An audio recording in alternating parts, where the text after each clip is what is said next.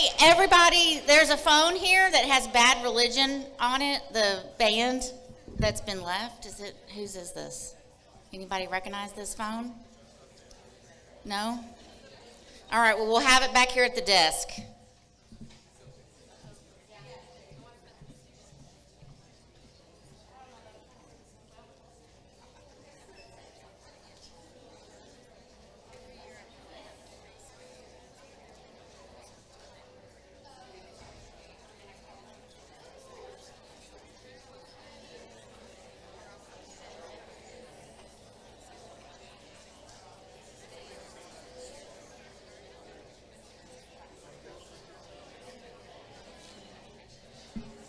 Right. Good morning. How are y'all this morning? Good. I hope you're excited. It's going to be a great day. And to start us off, we're going to draw for a door prize. Woohoo!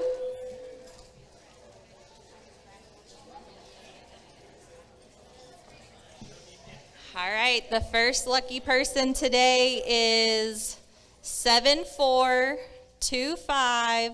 780. Anybody?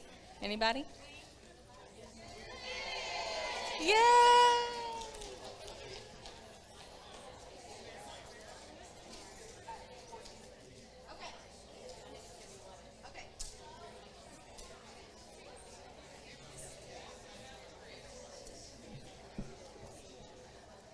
All right, we are going to get started with our morning session, so I'm going to turn it over to Dr. Huggins.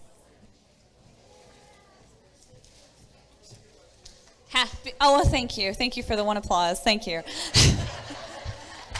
You can tell it's October in the fall semester, guys. Happy Friday! Oh my gosh, try it again. Happy Friday!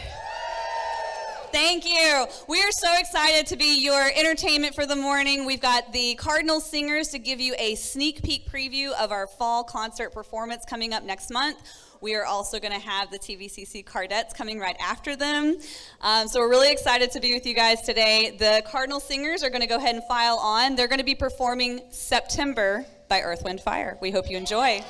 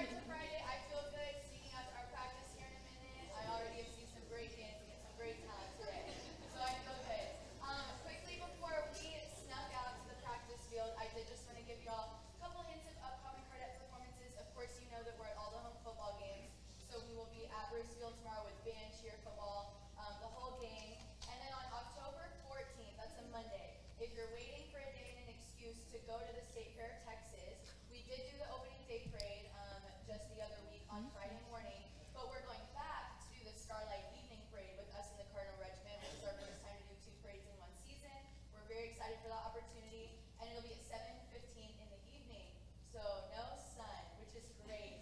So if you're looking for an excuse, Monday, October 14th, we would love, once you get done with all your work, of course, teach all your classes, grade your grades, find peace before you walk off campus and go home. Then we'd love to see you at the State Fair of Texas on that Monday evening. And I know Dr. Huggins had a couple things she wanted to share as well.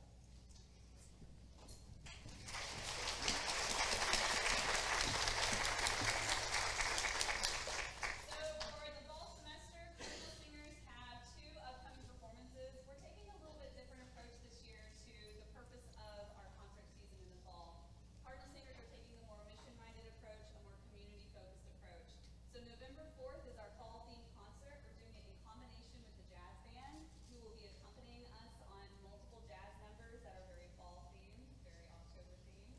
And we're going to be asking audience members, if they can, to bring 2 canned goods to donate to the food pantry in lieu of the upcoming Thanksgiving season. Then December 2nd is going to be a combined fine arts Christmas program here in the auditorium. That's going to be with band, with choir, and with the Cardettes.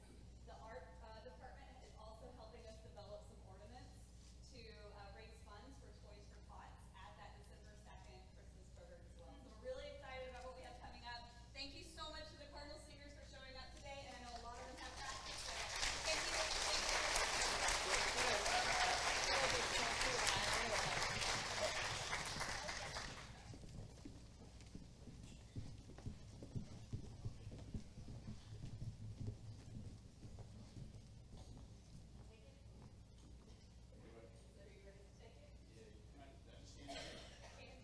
I need to give you a microphone.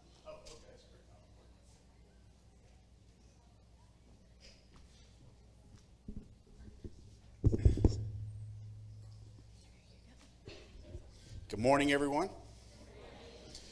My first number will be a love song. All right, y'all get to see the good stuff, and now you have to listen to me. Bless your hearts.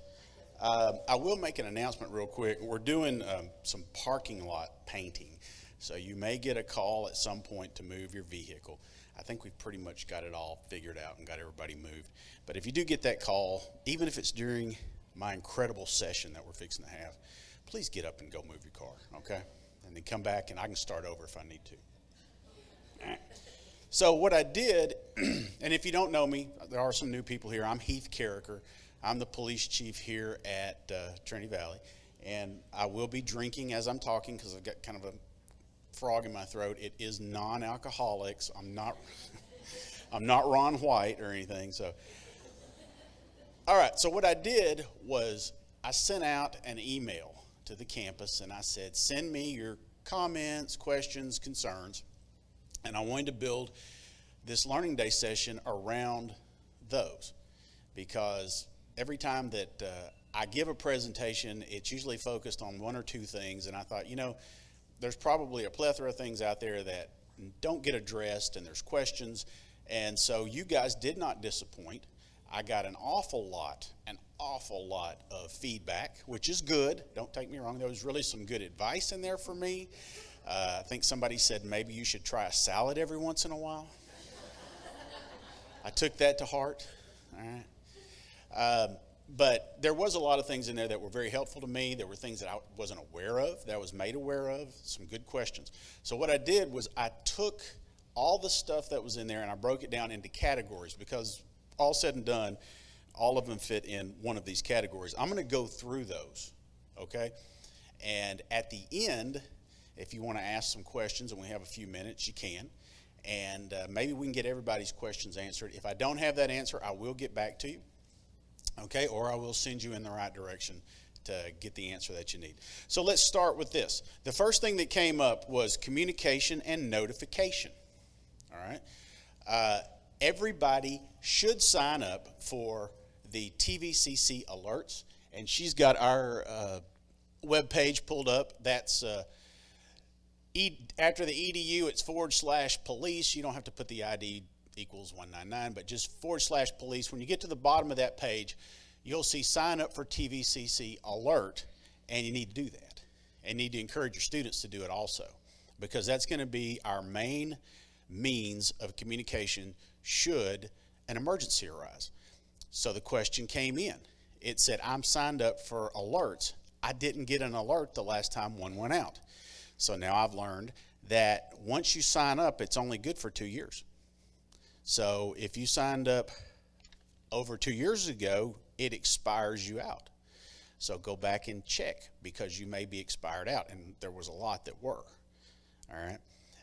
They do that, I'm assuming, because students sign up for it also, and that way they'll time out and we don't have a huge buffer of people in there that we're paying license for. So make sure that you haven't expired.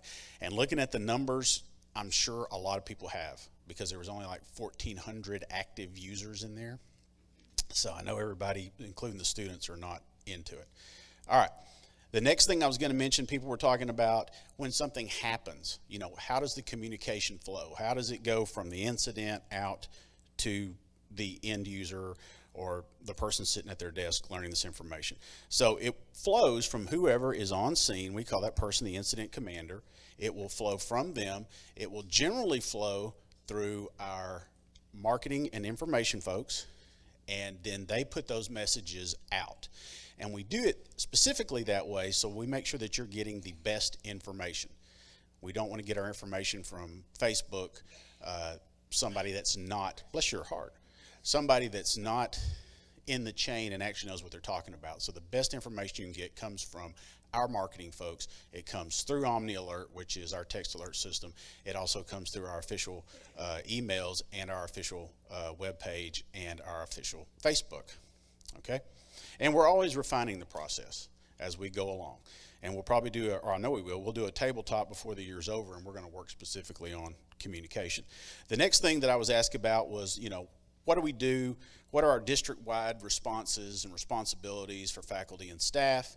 Well, that's always in development, but we've actually got a QR code that's going to be set up in the different classrooms, and I'm assuming probably in the offices also, that will link you back to a place where you can do proper reporting, get you to Maxient, which I think they're going to talk about in a little while, give you information for contacting us.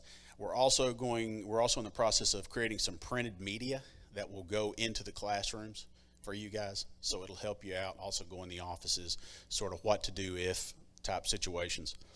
The next thing is panic buttons. This was asked about. We have two currently. We have one at the registrar's office here and one at the cashier's office here. That is a program that we can expand.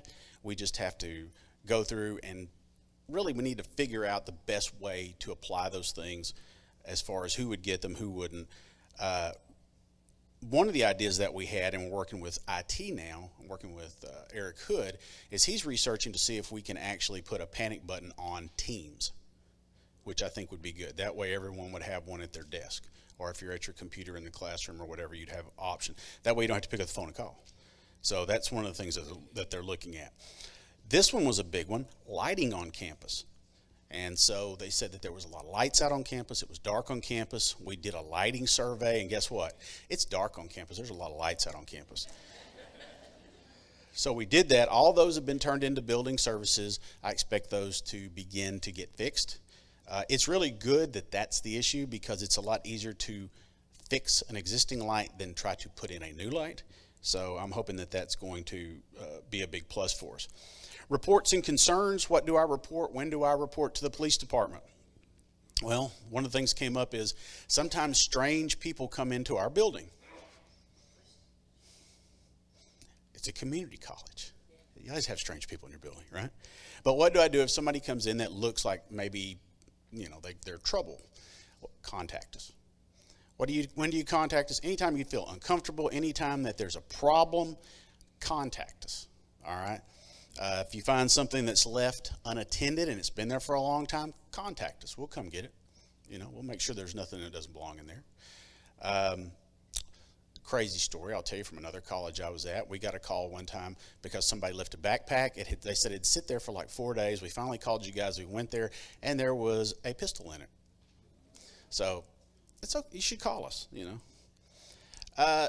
The next thing I'm going to talk about, and this came up several times, was classroom problems. When do we call the police in our classrooms? And I think that's a very good question. I want to spend a little time on this.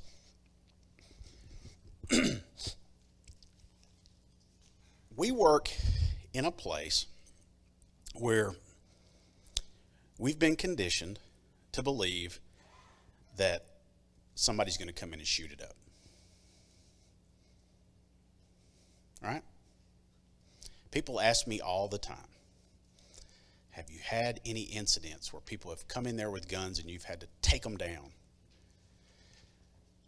Why do people think that only happens in colleges?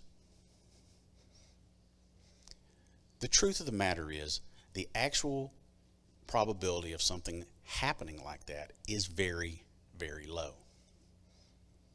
So we still have to deal with people, no matter what our position is on the campus. So it's always good to be cautious. It's good to be aware. But I always stress to people, don't be paranoid. It'll make you hate your job. It'll make you not want to come to work, right? So let's talk about if we're in specifically a classroom setting and we have issues with a student or students, how we're going to deal with them. And I break it down. There's three types that we typically have dealt with or been called in on through the years, and I've been doing this since 2004. So I've seen a lot of different folks. And the first person that we deal with in these classroom issues is the nuisance. Okay? This is the talker, the joker, the what if guy or girl. You know the person I'm talking about? Yeah, exactly. Me, when I was in high school and college. You know, Miss, so-and-so and so-and-so, or what about this, or you know, and they drive you up the wall. So I'm going to ask you guys a question, and I want some feedback. Do you call the cops on that person? No, you don't call the cops on that person. You deal with that person, don't you? Because y'all are educators. You know how to deal with that person. The second one is the agitator. Now, if you've taught, I'm not a teacher, but I'm just going off what I've seen. If you teach history, government, speech, anything where someone can give an opinion based on an issue, you've probably had an agitator in your class, right? I'm not going to do it, but I could start naming topics, and you'd say, oh, yeah, that's one. That one always brings it up, right? So you have an agitator. What does that person do? They want to argue with you during class, and then they want to try to get other people on their side, right? And they become disruptive, and they kind of take over the class discussion sometimes, and they pretty much hijack your class if you're not careful. You know, you just can't get anything done. The agitator. Do you call the cops on that person? I'm not getting as many no's. Do you call the... No. You deal with that person, right? The third one is the threat. This is the person who appears to be a danger to themselves or others, a trespasser, a stranger. Through the years, I've had people call the police department and say, hey, we just had this guy walk in our classroom. We don't know who he is. We don't think he's an employee. We don't think he's a student. Every once in a while, and here fairly recently, we had a mom coming to campus who was not supposed to have contact with their child. You know, if this person shows up, that's a problem. Somebody that gives an implied threat or an actual threat. I know where you live. Be careful when you go to that parking lot. Those kind of things. Or an actual threat. If you don't hush, if you don't stop saying what you're saying, I'm going to slap you. They invade your space. How about that? Somebody gets right up in your face talking to you. And finally, an assault. Somebody actually puts their hands on you or puts their hands on someone else. Do you call the police?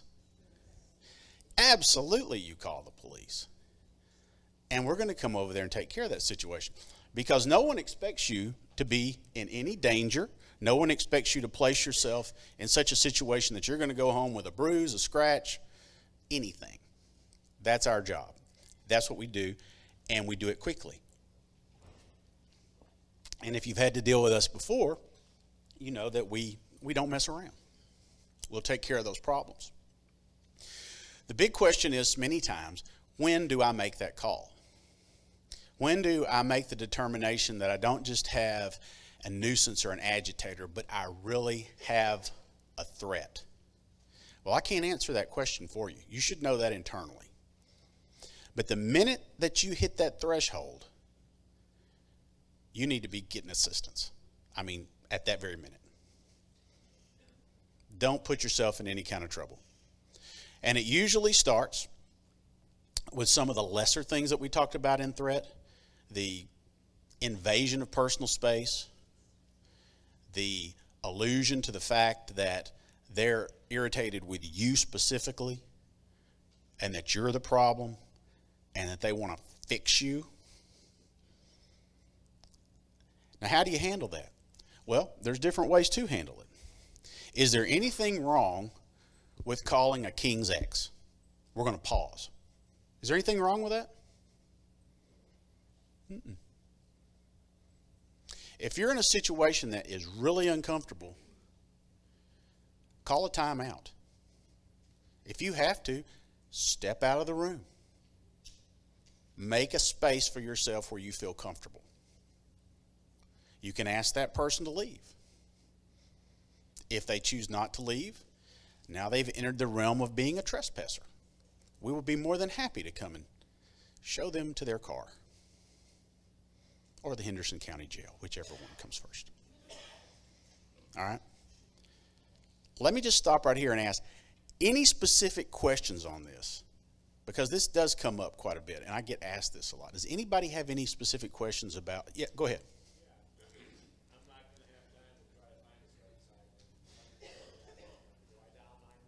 Yes, great. We were getting there, and you beat me to it, sir. If anything happens on campus, and you get to the point that it is an immediate threat, I mean, you're actually worried about your safety, you think something's going to happen, always dial 911. Now, 911, if it's dialed from a campus phone, will actually come to our office and we'll receive an alert. If you dial it from a cell phone, it will go to the city of Athens, and they will in turn hit us on the radio and say, you need to go to, and they'll tell us where it's at. So that's your best means for doing that. If it's something to where you can call that time out, and maybe you're stepping outside the classroom for just a second, you can always call us directly. All right? And I'll tell you, like I tell the students when we talk to them, I'm going to pause for a second and ask you, if you don't have the police department phone number in your cell phone, to take your cell phone out at this time. And they don't do it. And then I always say, like I said, if you don't have the police department cell phone number in your cell phone, take your cell phone out at this time. And put it under whatever you'll remember. TVPD, TVCC police. If you just like letters, TVCC PD. Have you ever noticed we've got a really long name? Trinity Valley Community College. When you try to get things made without like patches and stuff, they're like, can we abbreviate part of that? And I said, absolutely not. We got to do the whole thing. Our number is 903 675 6235. I'm going to say it again. 903 675 6235. And you say, well, what if I'm on the Palestine campus? What if I'm on one of the Terrell campuses? What if I'm at Kaufman? Same number. They'll come here and we'll direct route it out. Okay? Any other questions about that specific topic before we go on to active shooter? Something about the panic buttons. So the school in Georgia that most recently had the school shooting Mm-hmm. has just started using a system where with each of their name tags, there was a panic button on the name tag. That's cool. If you press it repeatedly, it would alert the authorities. There's a lot of companies that are capitalizing, unfortunately, on all the school shootings by producing these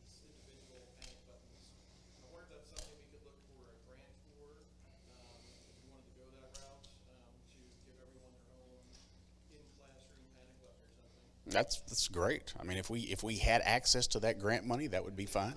You know, we're always looking for new things, and typically a lot of these good ideas come from you guys. You know, and I hate to say it, but a lot of it comes down to cost too, what we can afford. That was one of the reasons that we've got Eric looking at Teams, is because there are so many different things you can do with Teams and so many different applications that are available. But that's a good one. Send me an email or something on that. I haven't seen that. Any other questions? Yes, ma'am.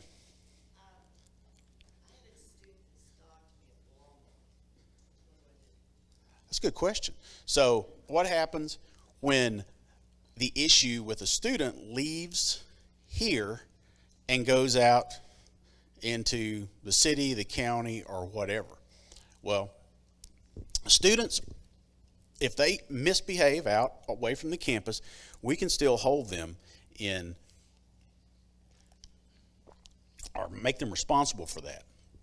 But what would happen, say, and this is not the first time this has happened, you have a student that is stalking a teacher or a staff member. First thing you do is you notify us.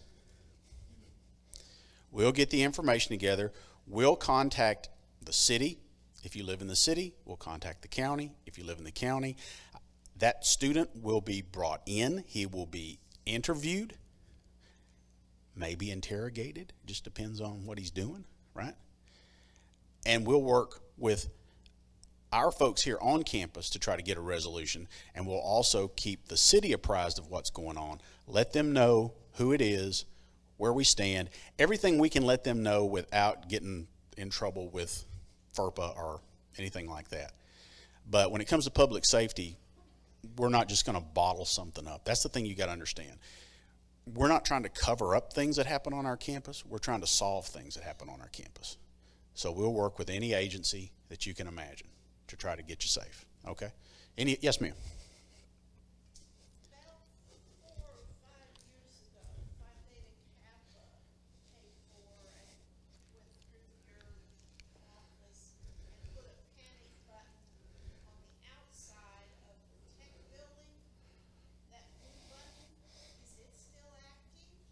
Are you talking about there's a blue phone? Is that what you're talking about? It's a blue light. Yeah. Yeah, those are just basically telephones. Honestly. It was supposed to be you just press the button. Yes, ma'am. It went directly to your office. I actually don't know if that's still active or not. Yeah. I wasn't here back then. I'm still kind of on the catch up, but yeah, I can check and see. I would assume, and maybe somebody from IT can jump in and tell me different. I would assume it might work like the elevator panic phones do, but I'm not sure. I'll find out and I'll let you know. You're right across the hall. I'll tell you. All right. Any other questions? All right. Let's move on to active shooter. We use a model called run, hide, fight. Is anybody familiar with that? Yeah. I believe that this is probably the major one that they use in most K through 12s here in the state of Texas. Sometimes they call it avoid, deny, defend. You may have heard that too. We're going to watch a short video here in a second. Basically, the ideology is very simple. If you can get away from the threat and do so without becoming a target yourself, then you need to flee. How far do you flee? You flee till your little legs won't take you anymore. Okay? As far as you can. Don't stop to look. Don't stop to see what's going on. Take off. Second part of that, hide. If you're in a situation where fleeing might put you at risk and make you a target, then you hide. What does that mean? That means you get down on the ground, you close the door, you barricade it if you can, you turn off the lights, you remain very quiet. Fight. That's when you are face to face with an aggressor. Maybe your hiding failed and they come in, and that's when there are no rules. You can grab a chair, you can grab a pair of scissors, you can do anything you have to do to survive that attacker. Oftentimes, people will tell me, I can't do that. I am too much of a pacifist. I feel like I'm too weak to do that. And I always ask them the same question. If your child or grandchild were in that room, could you do it? I've never had a mom or grandma tell me no. You can do it. You can fight to survive. You can go beyond what you expect. You can do a lot of things because surviving is a primal drive, folks. And when it comes to doing it, you can get creative. Have a plan. If you get in a situation where you're hiding, have a plan on what you're going to do if somebody comes through that door. And the best way to do it is to attack them in layers. If there's 3 of you, one of you take the legs, one of you go for the weapon, one of you go for the head. If there's 2 of you, same applies. Just skip the head or skip the legs. One of you go for the weapon, one of you take the other. Get them down on the ground. 3, 2 are going to be stronger than 1, especially when you're pumped up on adrenaline. Okay? Where are you, Holly? Okay, let's watch this video. It's a short video real quick, and then I'll take some questions.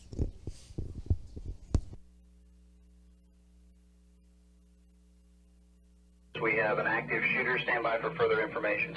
Tragedies such as the 2007 mass shooting on the campus of Virginia Tech, the 2009 shooting at the Fort Hood, Texas military post, and the 2011 attempted assassination of Representative Gabrielle Giffords at a public appearance in Arizona are all examples of active shooter situations.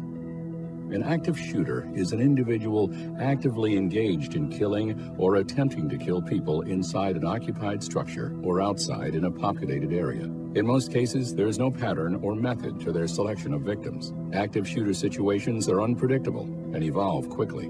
It is important to be prepared for such an event. Make it a practice to identify potential escape routes and have a plan in mind, even if you are just visiting a facility. In the event of a shooting at your location, you must quickly determine the most reasonable way to protect your own life. You will need to determine if the best course of action is to evacuate or to hide. Call 911 when it is safe to do so. If there is an accessible escape route, attempt to evacuate. Be sure to leave your belongings behind. Help others escape if possible, but do not attempt to move wounded people. Evacuate regardless of whether others agree to follow. Warn individuals not to enter an area where the active shooter may be, and follow the instructions of any police officers. If evacuation is not the best option, find a place to hide where the shooter is less likely to find you. And be sure your hiding place does not trap or restrict you or your options for movement. Consider the difference between cover and concealment. Cover will protect you from gunfire, and concealment will hide you from the view of the shooter. Quickly choose the best option. If you are caught out in the open and cannot conceal yourself or take cover, you might consider trying to overpower the shooter with whatever means are available. To protect your hiding place, lock the door if you can. Block the door with heavy furniture and close, cover, and move away from windows. Hide behind large items such as cabinets or desks. Remain quiet. Silence your cell phone and/or pager. Even the vibration setting can give away a hiding position. When you call 911, remember to tell the operator the location of the active shooter. If there are multiple shooters, physical description of and number of weapons held by the shooter, as well as the number of potential victims at the location. When law enforcement arrives on the scene, their primary goal is to eliminate the threat and stop the shooter as soon as possible. First responders will not be able to stop to help injured persons until the environment is safe. Knowing what to expect will help keep you calm and allow law enforcement to quickly neutralize the threat. Officers may arrive in teams with tactical equipment such as vests, helmets, and rifles. They will need to take command of the situation. Expect to experience officers shouting orders and even pushing people to the ground for their safety. It is possible that officers from multiple jurisdictions will arrive on the scene. When law enforcement officials arrive, it is important that you keep your hands visible at all times. Avoid making any sudden movements. Avoid pointing, screaming, and/or yelling. Put down any items. Immediately raise your hands and spread your fingers. Remain calm and follow instructions. Do not stop to ask officers for help when evacuating. Just proceed in the direction from which officers are entering the location. For more awareness resources, please visit dhs.gov/critical infrastructure. Okay, so couple of things I want to stress there. One is if you are in hide mode, where do you want to hide? All right. If you can get behind something that is bulletproof, which it's hard to know what that is at the time. Anything that's wood, maybe this thicker, solid wood, not particle board, solid wood, that's cover. Anything that's steel, anything that, if you're in the welding shop down there, you can jump behind a piece of plated steel, you're probably in good shape. Other than that, you probably want to get down on the ground flat, because once the shooting starts, you want those bullets to go over the top of you.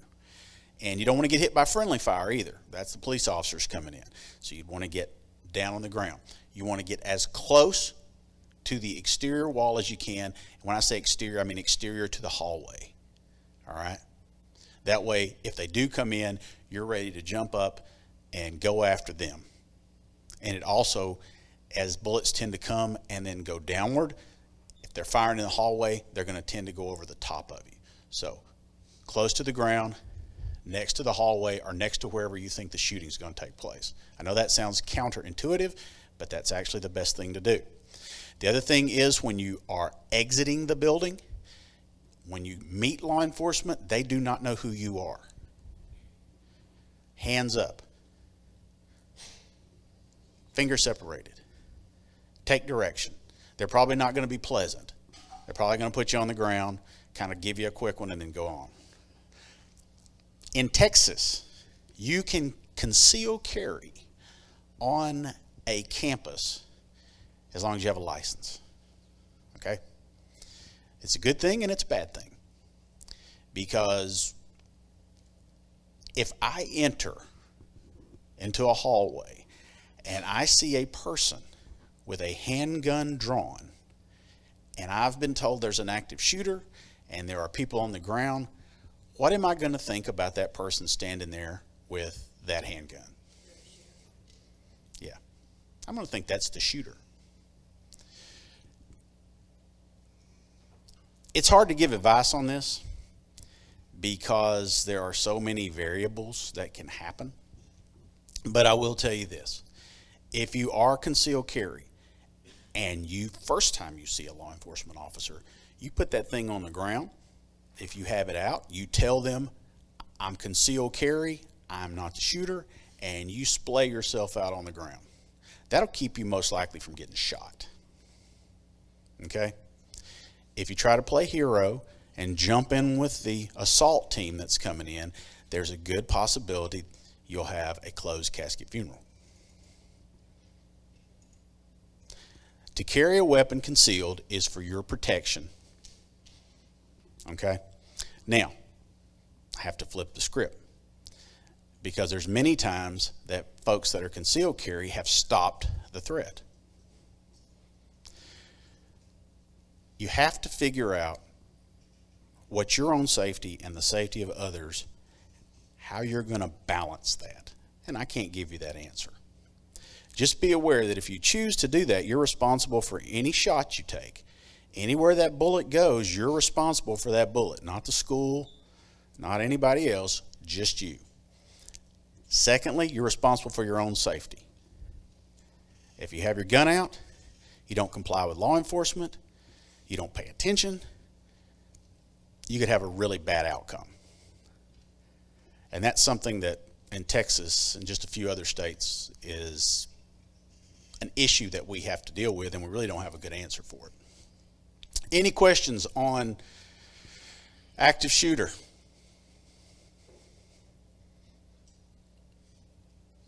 Now that everybody's depressed. Where's Melinda? I think it's Melinda's turn, isn't it? She's going to come in and counsel you. And are you going to come in and counsel them and say, now Chief said some really harsh things. I want everybody to breathe. Chief is a mean man. Don't pay attention.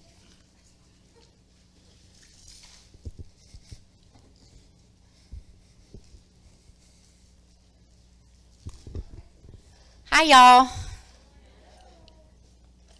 I've got my cheat sheet here on my little clipboard that I've had for like 10 years, and I used it at orientation, when I used to do orientation, it says, M. Barry, don't steal, because I would take it around the campus. Anyway. Okay, so today I am thrilled to have the opportunity to present to you some wonderful new initiatives that we're going to be doing from the Advocacy Division. And these new initiatives are going to be exciting, hopefully, to all of y'all. If not, then maybe you will be excited after I finish talking to you about it. So, all right, so for years we've made the best of the resources we've had. Often limited to discussions due to lack of actionable means. Today's presentation will focus on how this is evolving. So in September, we were awarded $245,000 for the redesign and expansion of the Student Advocacy Division. And some of you guys might think, well, that's not very much money. But it is a great place to start. So I am extremely excited about this. Hopefully this step forward will allow us to further sustain these initiatives after this grant it ends. So that's what I'm going to talk about today. So I'm going to try to piece all of these things together so that we can connect it with our new strategic plan and our new QEP. So looking forward, aligning these things with the strategic plan and the QEP are obviously important because everybody needs to understand, and it all needs to make sense of what we're doing for students and the new things. When we wrote this grant, we really tried to be really mindful of structuring it to align with what we're going to be doing in the future, with what Dr. Wagley has in his brilliant mind. And so I'm going to focus on the 4 key elements of this of our work and their direct effects on student success. So the first thing I'm going to kind of go over a little bit is our involvement in the Minding College Minds initiative, and then also kind of touch on advancing our efforts with the Strong Texas Pathways, and then I'm going to it'll culminate with a little bit of the discussion on the new grant and how we're going to be revitalizing the advocacy area, renaming our current advocacy center to the Cardinal Resource HQ. We're going to be talking about that a little bit. And then also something that's really close to my heart is our brand new program that was funded called Fostering Card Success Community. And we're going to be, I'll be explaining to you guys what that is. So hopefully I'm not going to have y'all look here for too long. So I did ask Dr. Wagley to give me a little bit of a quote for his vision on the strategic plan, and he said, this was his quote: "The new strategic plan will focus on a holistic approach that will help us understand the challenges faced by today's students. In conjunction with the new quality enhancement plan, TVCC will be able to better address the emotional, social, and academic needs of our students. Today's students require much more than academic support. I am excited that TVCC has made the holistic approach a priority moving forward." So, Minding College Minds.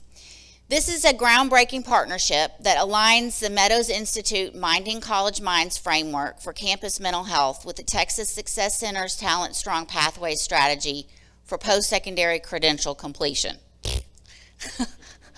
By integrating these initiatives, there were only 13 Texas community colleges that were selected to participate in this program, and we will be working to gain a unified framework to create effective action plans that enhance student success through improved mental health and well-being. So this is a very exciting thing for me, for the school. It should be. Everybody scream and holler, yay. So we were selected after an application process to be a part of this inaugural cohort. Members of the cross-institutional group include Harold Jones, Holly Collier, Deborah Earhart, Karen Shipman, Natalie Palacios, and student A.J. Clary. This cross-institutional group will work to unify our efforts. And I wanted to make sure that I talked about how it is a cross-institutional initiative and how these people are all coming together on a semi-regular basis to work with this and make sure that we're moving forward with our planning. So the Minding College Minds framework focuses on the institutional commitment. Dr. Morrison signed a form that pledged his support as the president when we first started this process.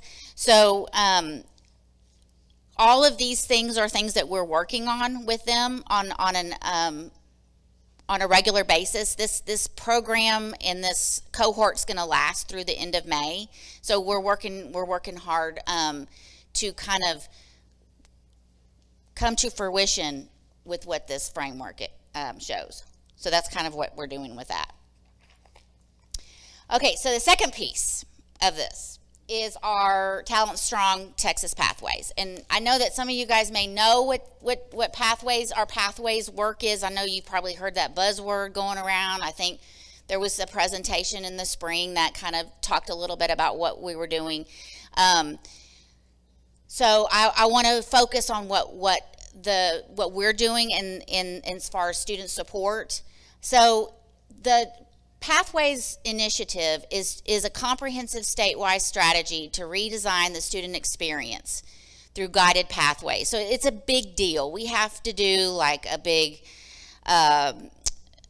report. We have to answer. I mean, it's a big thing, right, Erica? Wherever Erica is, anyway.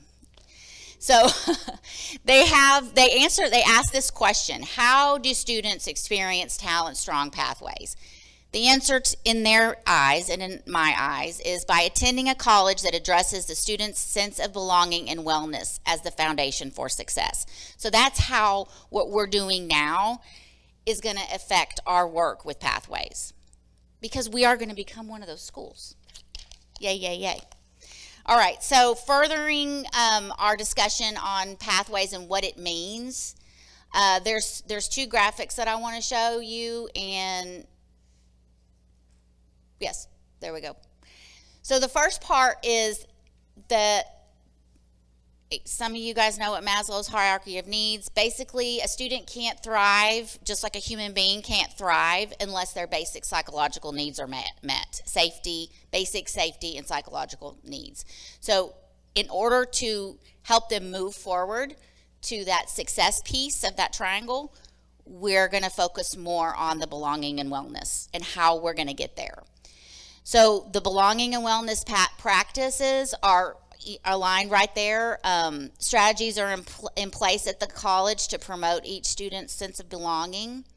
There is a centralized and highly visible hub that provides multiple basic needs services and dedicated staff. All students participate in a planned intervention. So that means that each student is given a basic needs assessment, which we've already moved forward with thanks to Miss Courtney Skiles and her the new CRM that we have, Element. Number 3, strategies are in place to promote ongoing student belonging efforts. So that means basic needs services are systemically and regularly communicated to each student. That's going to be a part of this too. And then number 4, all faculty, advisors, staff, and administrators receive training to enhance students' sense of belonging in classrooms and throughout the college. And that's going to be another piece of this, starting with today. Okay. So with our new grant money, the one thing that we're going to be doing is redesigning our Cardinal Advocacy Center. We're renaming it the Cardinal Resource HQ. And we kind of talked about this a lot. We wanted to make it something that the students could talk about and not be embarrassed by. Part of this work is reducing the stigma of asking for help. That seems like it's a simple thing, but it's not for some of these students, for a lot of our students. So we're going to try to market this and push this as an HQ. So like, hey, you need some toiletries. Go to HQ. I know that sounds really stupid, but it's just kind of like a little easy way for the students to communicate where they need to go without it being embarrassing. We called it before the Advocacy Resource Center, Cardinal Advocacy Resource Center. The students don't know what advocacy means. They obviously, some of them don't even know what resource means to them in terms of what we're trying to provide. So that's kind of why we decided to rename it. So we're going to be using a trauma-informed approach. It's going to be a one-stop student hub dedicated to helping students thrive.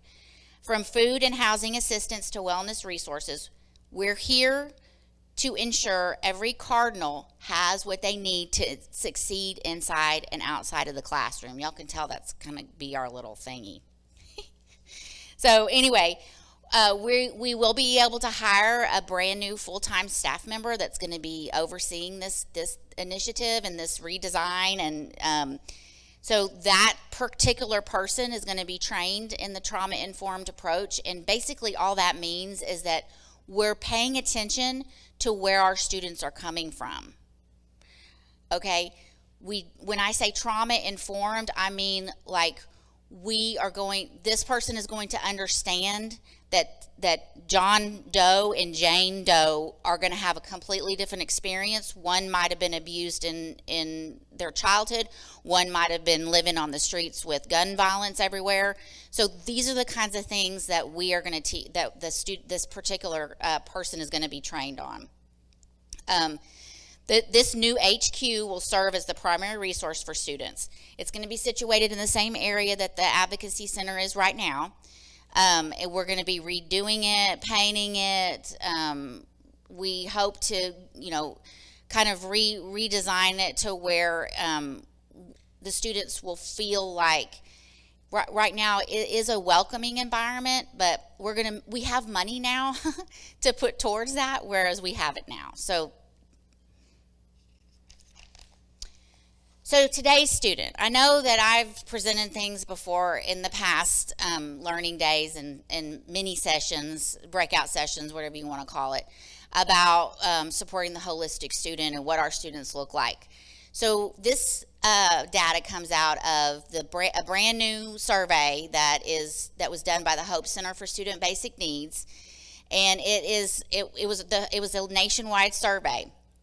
Some of these percentages you're going to recognize. Right now, we've got 53% of college students are first generation. I don't have data for TVCC, but I would assume that it would probably be very, very close to that, if not more. We've got 68% are juggling employment and coursework. 21% are disabled. 23% are parenting. Another piece of this expansion is going to be supporting pregnant and parenting students. So this is where our students look like. We don't have traditional students anymore. And I know I'm not telling y'all anything that y'all don't already know, but to further explain and to see the impact of what this work is going to do, I really wanted to show these percentages. So the last piece that I'm going to talk about that we're going to be doing is called the Fostering Card Success Community. This is something that's really close to my heart. Before I worked in higher education, I worked with foster children as a therapist and for about 10 years. And so this is something that Dr. Morrison and Steve Grant and another member of the community and I have been talking about for some time, but now we have some money to do it. So we've designed this program. This is a comprehensive prevention support program to increase graduation rates of this fragile population of students. If anybody doesn't know what a former foster youth is, it's a student who was placed in the custody of Child Protective Services at some point in their childhood. In Texas, only 33% of these students with lived experience in foster care enroll in college. And of those, 96% do not earn a degree. That's pretty bad. This vulnerable population often comes from chaotic home environments, experiences with substance abuse, and have faced multiple placements or homes before the age of 18. This leads to obviously significant emotional and psychological trauma. We've got some a couple of faculty members that have have experienced this because they've been foster parents. It's hard to explain what these children or what these students have been through and how it makes them so different from the rest of our students. So the new Fostering Card Success community aims to provide extensive wraparound support for these students.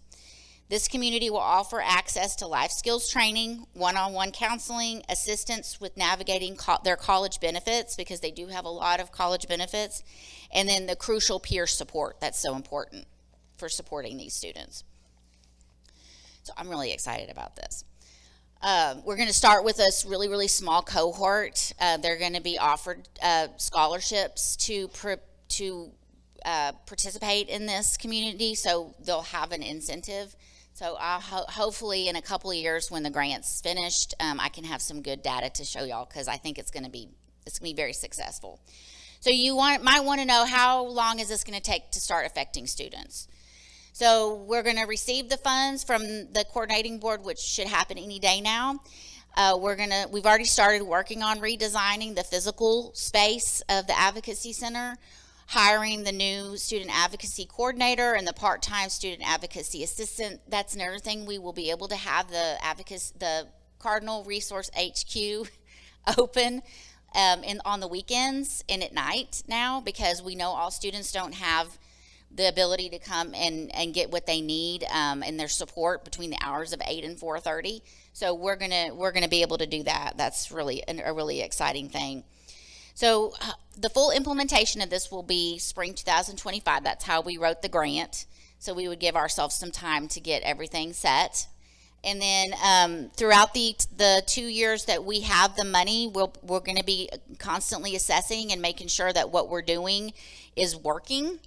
We're going to digitalize the HQ, so we're going to have a lot of good data to be able to sift through and figure out what's working, what the students need, how many times they come, and so forth. And remember, the HQ is not just going to be about food and clothes anymore. It's going to be about case management. It's going to be about, I need to figure out a cheap place to get childcare. Can you help me? I need to apply for WIC benefits. Can you help me? So those are the kinds of things that we're going to be able to provide students. That it's not just tangible things, but things that are going to actually mean something in their lives. So then the plan is, after we get through that process, is to scale this. I want to we're going to show the board, we're going to show the coordinating board, show Dr. Morrison, show everybody that this particular model works. So I want to extend it and scale it to students with intellectual and developmental disabilities. I want to also scale it to pregnant and parenting students.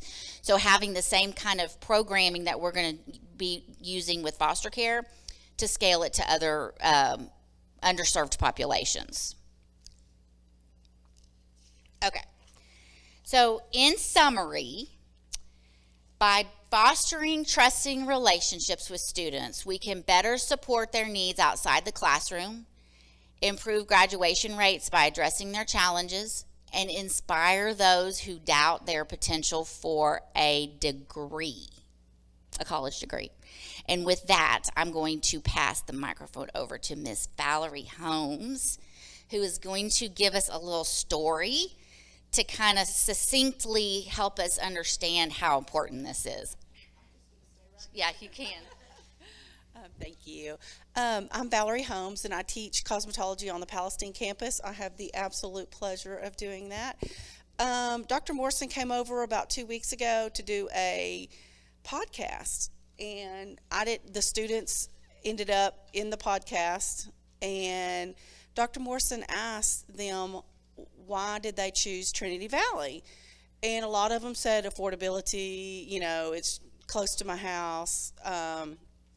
Anyway, one of the students told him, I chose it for affordability, and she said, I didn't think I deserved to go to college, because I'm the first one in my family, that is, I'm going to cry, I'm not even a crier, too, that is ever gone to college in my whole family. And it just struck me, and she's such a good student. I actually have two of them that kind of think this. She's such a sweet student that usually it's the problem students that we really focus on, and the ones that are kind of, she's just the sweetest. So that I learned something new, like to look out for that for every student, because I mean, if they don't think they deserve something, like we need to, now I'm more aware of needs, I guess. I don't know. It just changed me. It just completely changed the way I think. Anyway, there you go. Thank you. Yeah, I was in a meeting the other day, and I was just typing away on my computer trying to do this. I was doing this presentation, actually, in a faculty association meeting, and Dr. Morrison and Valerie just happened to start talking about this, and I got choked up hearing her get choked up. These are our students. Some of them don't think they deserve to be here. That's just like mind-boggling. So anyway, I wanted to share all these things with you. Anybody that knows me knows that all these things are really close to my heart. I'm very excited. We're going to get all these things going, and we're not going to stop them, because we are going to show that these things work. And so we're going to make sure that it's sustainable. Dr. Morrison and the board are going to see that we're going to graduate these students. We're going to show this, the retention rate, our graduation rates. These are the kinds of things that we're going to, that mean something now with House Bill 8. Obviously, they mean something regardless, but that's how we're going to have all these initiatives sustained, meaning they're going to continue. That's been one thing that we've had a problem with in the past. So anyway, I just want to thank y'all for listening to me.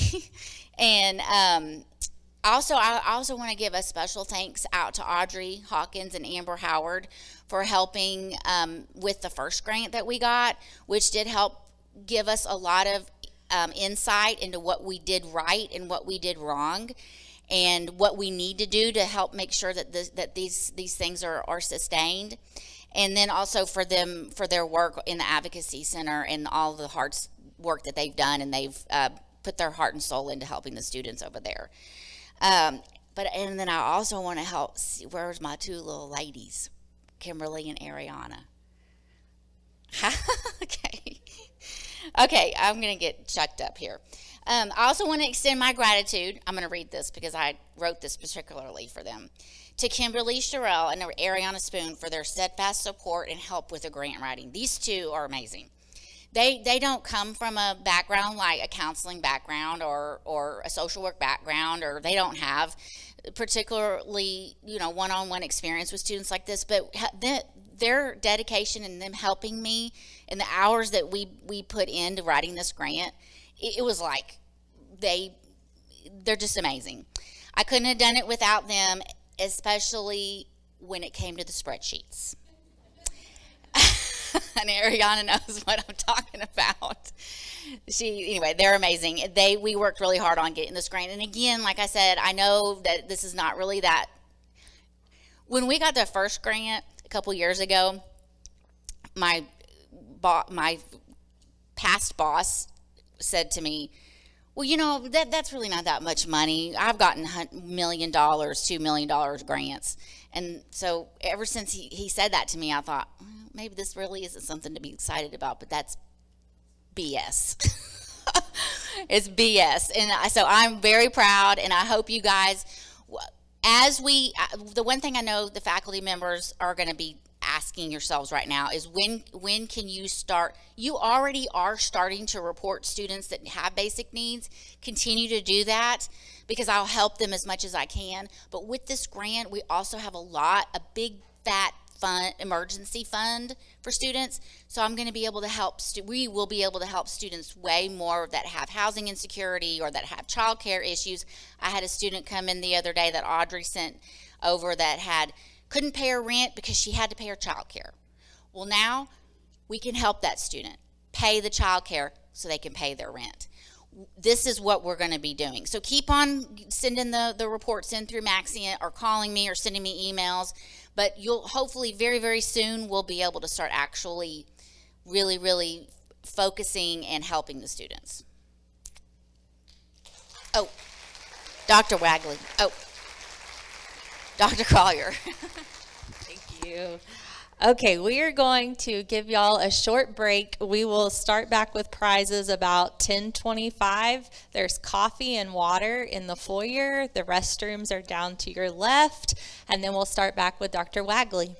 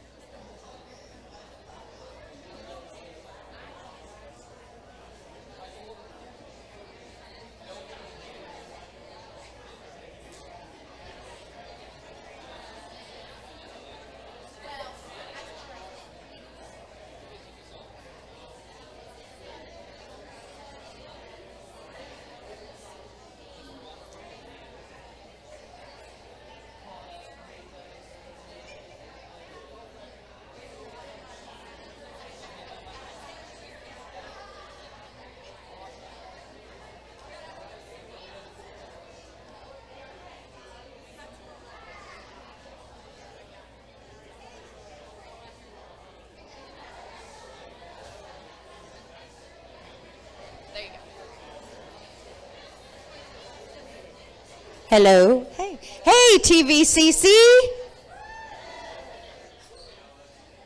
Okay, let's try that again. Hey, TVCC. Let's hear it for Learning Day. Okay, let's get this energy back that we had this morning. It's time for more door prizes coming at you rapid fire, so grab that ticket. Everybody ready? Must be present to win. I just threw that in there. Hey, y'all in the hallway, come on in. Melinda's making the announcement. First ticket. Oh, Amy wanted me to tell you that if you get a gift certificate, there's a receipt in the envelope, and you must have that with the certificate to get your goodies. $25.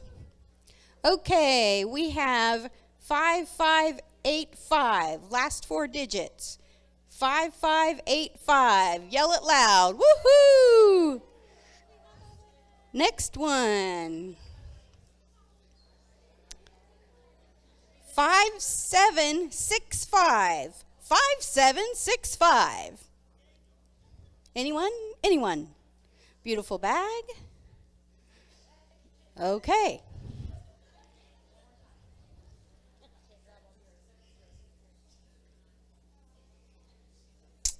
Let's see what's next. We have 5534. 5534.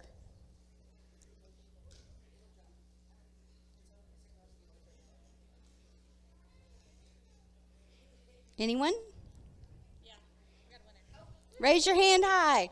There we go.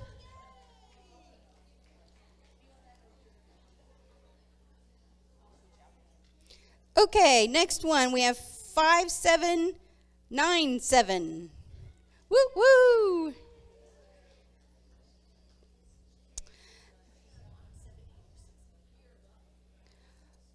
5580. Woo! In the back. 55. That was quick. She was ready. Okay, 5782. 5782. Raising the hand right there. Woo woo. Okay, 5648. 5648. You want to switch out? Okay. Okay. We have 5519. 5519. Going once. Going twice. Gone. 5521. Woohoo! 5521. We have a winner. Winner chicken dinner. Okay. 5800. 5800.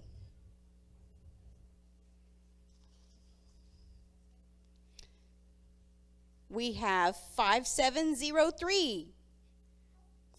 Woohoo! 5703. We have a winner. Next one, 5707. Woohoo! Right here in front.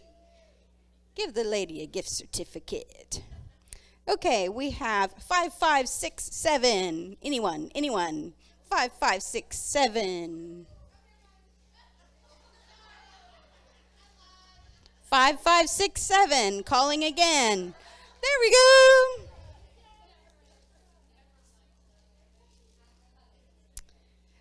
5633. Ooh, so close. Woohoo! How are we doing? Okay. We have, this is a different front number, 9490386. 9490386. Okay. 742 5518. 5518. If I need to.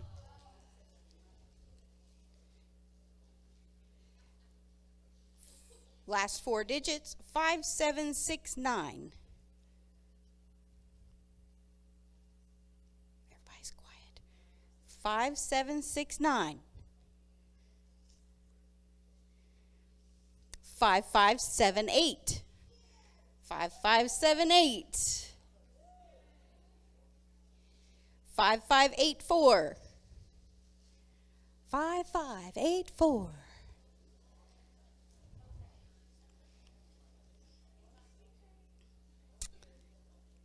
5730. 5730. Where is everybody?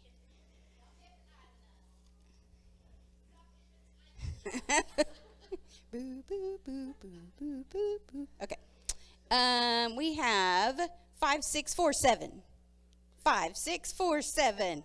That row is on fire. 5735. Somebody over here. 5735. How many do we have left? We got 4. Okay. Next one, we have 5781. 5781. Yay! Next one, we have 5712. Way in the back. 5712. We have 2 more. 5713. Oh, okay. And 1 more. Everybody ready? 5803. Woo woo, let's hear it for our winners. TVCC.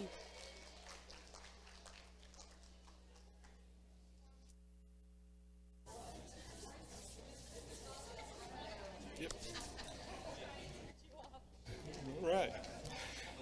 Okay, good morning.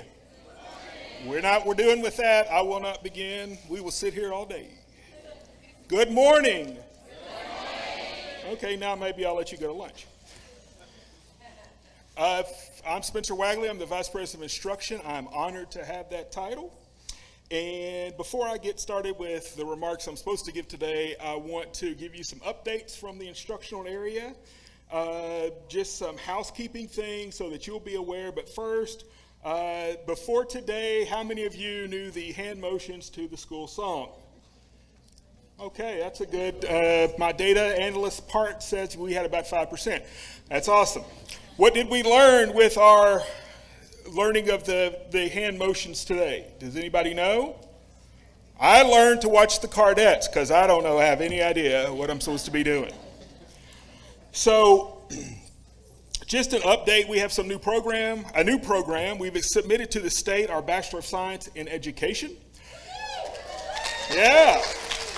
That will be our second bachelor's degree. It will join our RN to BSN program as our second bachelor's degree, and then we will start exploring additional bachelor's degrees. The great state of Texas says we can have up to 5, and so Dr. Morris and I have planned out throughout the years that we will hit 5.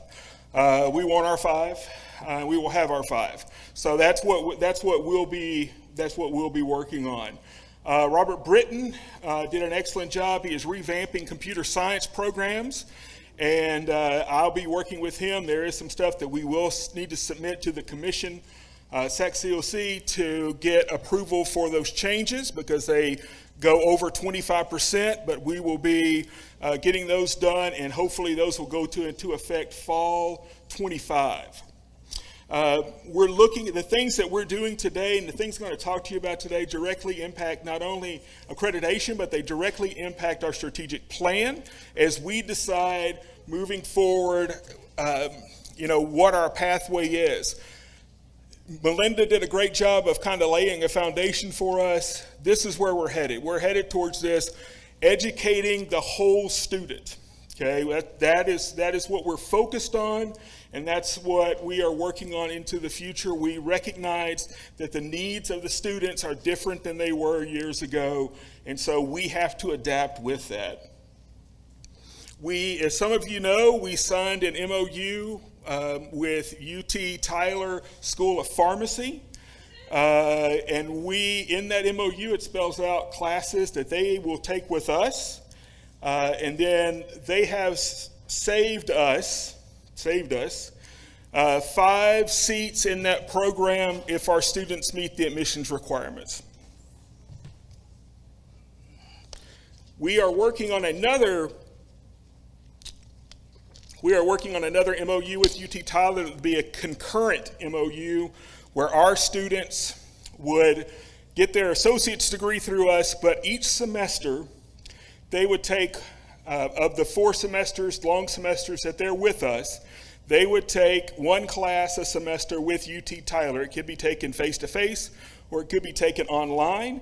And then what they would have is they would have our advisors here, but they would also have a designated advisor at UT Tyler. And what we're hoping for is to our students that are going there, this will be a smoother transition for them as they get prepared to go to the next step. So that's in the works. That's actually passed through our legal process and is with UT Tyler's legal process right now. And Erica Richardson is the one that is kind of headlining that and has done a great job with that. Eric and I also talked to University of North Texas about a program called Eagle Bound, where they would, our students would not start taking classes with them, but our students would start working with advisors there multiple times throughout a semester. They would come to our campuses and work with our students to get them prepared for transferring. As you know, we are still looking at funding. House Bill 8 was passed in August of last year. They did not start writing rules for House Bill 8 until September. As of October 1st, we still don't have our last payment from the state for the spring. So there we go. I don't know. Rich Crosby and Karen Shipman and some others are working with the Economic Development Council in Palestine on some workforce grant money, and also with the Terrell EDC on some grant money. Anybody got big plans this weekend? Why y'all hating already? I hadn't even started. Y'all are already aggressive. I was just going to tell you that on Hallmark, Autumn at Apple Hill shows this weekend, so there. Y'all act like y'all had never seen a 53-year-old man watch Hallmark. Well, you're wrong. The other day, I was getting ready to go somewhere, and I said, man, I got all this stuff. I got a phone, I got keys, I got, wallet, I got all these different things. I need something. And my wife said, yeah, you need a purse. She's hateful. I know they do. I just can't bring myself to do that. Not yet. As I get older, I'm like, I don't care. So for those of you that don't know me, I have been here, this is my 7th year. I've been in this role since May. I came in first as a faculty member. If you want someone to blame, Amy Rogers and Jenny Cooper are the only people left on that committee that hired me. So you can take your beef up with them. How many of you had ever seen the Run, Hide, Fight video this morning? Anybody ever seen that? It reminds me of one thing. I'm too slow to run, too big to hide, so I gotta fight. So, this morning, my son and I have our time together in the morning because they leave before I do. This morning, we do our thing. He takes his medication, he gets his water bottle ready for the day. I'm like, back in my day, we had 10 seconds at the water fountain, so I don't know why you're taking this big bottle, but whatever. We talk about lunch. He said, I wish I had packed my lunch. I said, why? What are you having today? He said, we're having pizza. I said, is it the square pizza?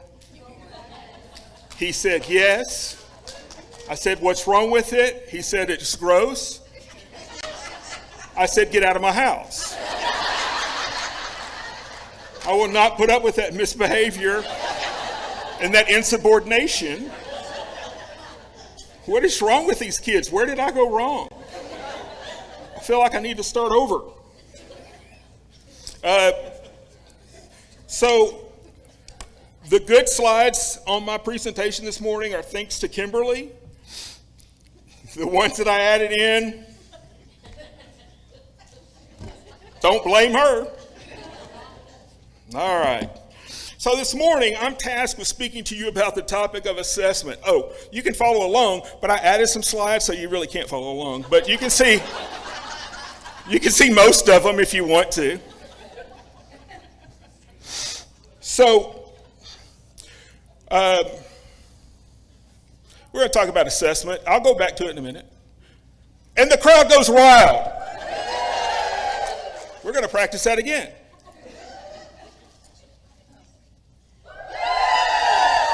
Much better. Now I'll let you follow along if you want to.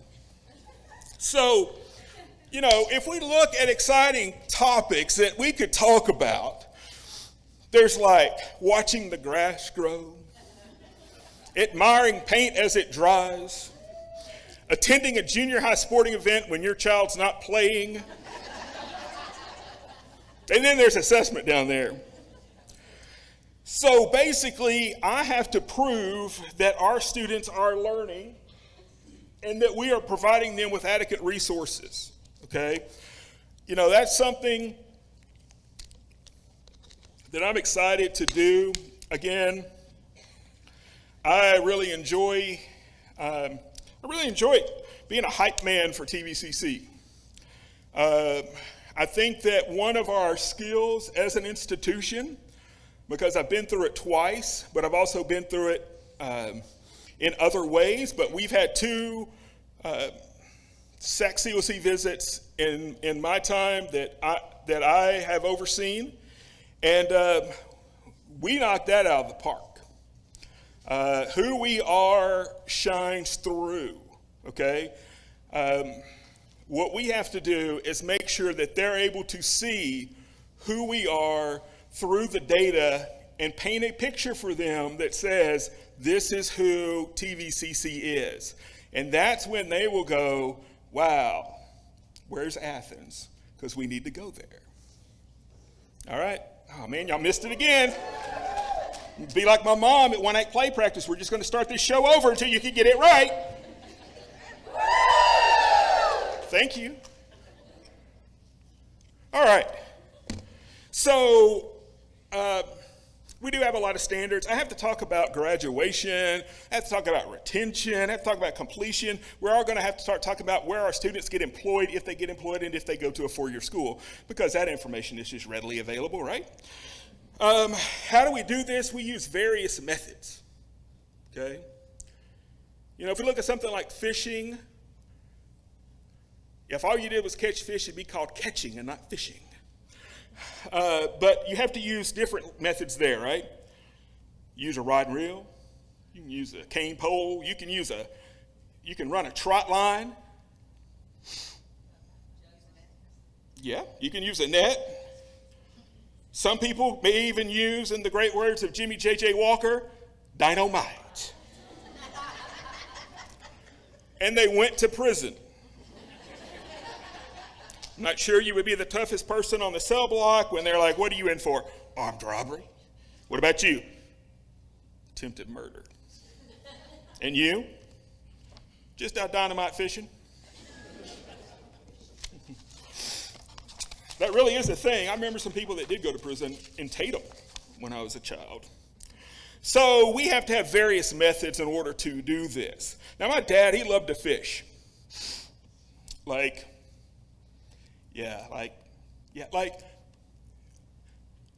as a child, I remember opening our fridge and instead of vegetables being in that bottom container, it was like a whole catfish was there. Yeah. As y'all know, you may remember he worked for Rural Electric Association clearing right-of-ways so that people in the rural parts of Harrison and Panola County could get electricity. And so that meant that he had keys to everybody's gates, so he could get in anywhere that he wanted to. He had this big, huge thing of keys that he couldn't wear them on his belt because I'm pretty sure my dad was a small man and he would have pulled his pants off. So they were like this huge thing of keys. And as you know, in East Texas, it's oil country, right? And so when they drill an oil well, they have to have a water source. There has to be one. So during this time, if an oil well came and dug on your property, you received a free pond, a very deep free pond. When I was 2, my dad took me fishing to one of these ponds, and it had been stocked by the state. So just like down here at the fisheries, they would also go in and stock your ponds for you. He had permission to be there, so we didn't climb over any gates. He had run a trot line, and we were going back to check it. And we had a flat-bottom boat, a John boat, whatever you want to call it. Apparently, my mom wanted to go, which I find suspect. There's no way my mother wanted to get in a boat, especially one that didn't have a motor. But whatever. I was 2, right? So we go to this pond. The 3 Wagleys are in the boat. It's like an East Texas version of Gilligan's Island. Except it wasn't a 3-hour tour. I don't know how long it was. But it didn't go as planned, just like Gilligan's Island. And at some point, things went sideways. Literally sideways. And the boat tipped over.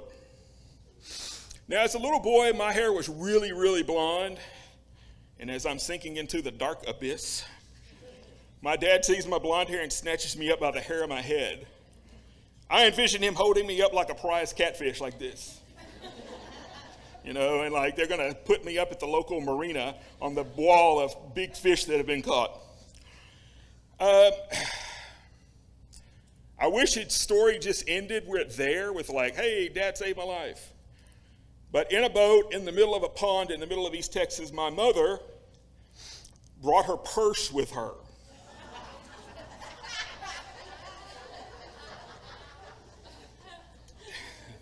Can't make this stuff up, I promise you. If I could make this stuff up, I would be a writer in Hollywood. But all this is true, and that's just, and y'all are like, hey, he's got to run out of stories. No, this is the tip of the iceberg. I wish this was the end of the story. It's not. In my mother's purse was a bank envelope with money because my mother had just gotten paid and cashed her check. The story's still not over. Now, remember, this is like 1973. My parents had to hire a scuba diver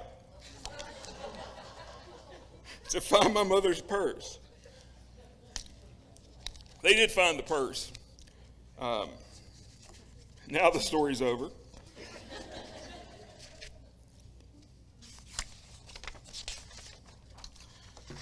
My parents really like to tell that story.